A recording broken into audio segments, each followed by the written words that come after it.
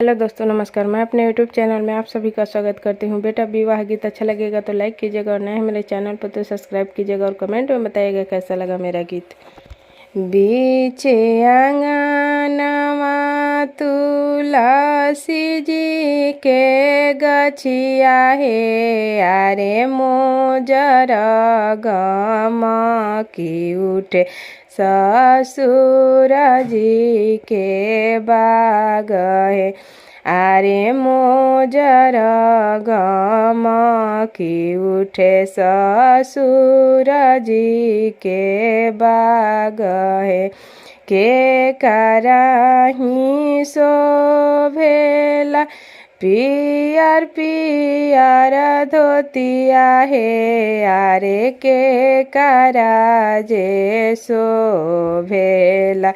लाली लाली रूमलिया हे, आरे के कराजे शोभेला लाली लाली रूमलिया,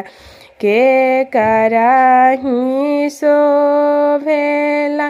सिर पर मऊरिया, आरे लरिया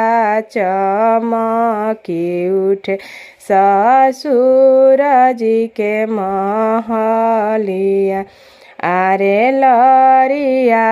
चमकी उठे ससुर जी के महलिया, पापा जी के शोभेला पियर पियर धोतिया, आरे भैया जी के शोभेला लाली लाली रूमलिया, आरे भैया जी के शोभेला लाली लाली रूमलिया, सुंदर दुल्हा के शोभेला सिर पर मऊरिया, आरे लरिया चमकी उठे ससुर जी के महलिया,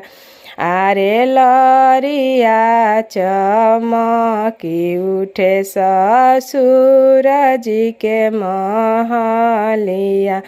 चाचा जी के शोभेला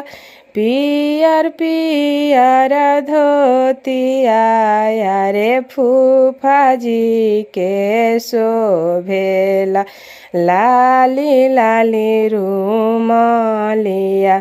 आरे जीजा जी के शोभेला लाली लाली रूमलिया, सुंदर दुल्हा के शोभेला सिर पर मऊरिया, आरे लरिया चमकी उठे ससुर जी के महलिया, आरे लरिया चमकी उठे ससुर जी के मह